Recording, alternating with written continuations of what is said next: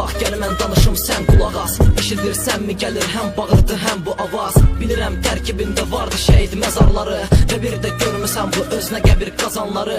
Səni görə nə qədər getdi can amma ki dəyər buna.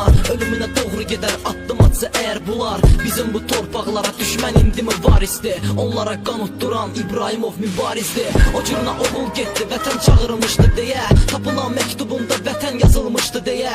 O burada olmasa belə hər zaman bu qəlbimizdə. Qarabağı geri qaytarsaq qalmayacaq dərdimizdə.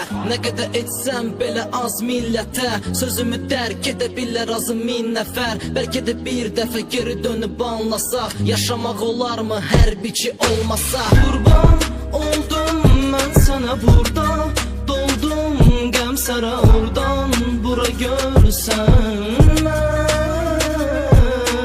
cənnətin qapıları üzümə qapanarmı? Tanrım qurtarsın bizi.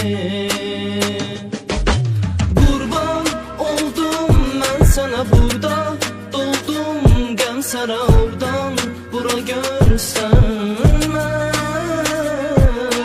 cənnətin qapıları yüzümə qapanarmı? Tanrım qurtarsın bizi. Burada soyuqdur hər yan dağ dərə, neçə vaxtı gözləyir hamınızı ağ dərə. İrəli gedə-gedə təpələri Zəngiral, bilirəm təkdir o darıxır Zəngilan. Mən axı kimə danışım qoca dərdimi, onu da bilməriyəm xoca vəndini. Nə qədər olsa da hər gün əziyyət, Füzulidə yaranıb gərgin vəziyyət. Döyüşün ortası qan dolu hər tərəf, o qədər həsrətəm ağdama tərtərəf. Özünə gəl tez dayanma cəld dayıl, düşməni məhv elə bizimdir Cəbrayıl. Azərbaycan ordusu yüksəyə qalxacaq, erməni əskəri bizdən qorxacaq. Özünü qorumağa qadir bizindi, yəni ki bil bunu.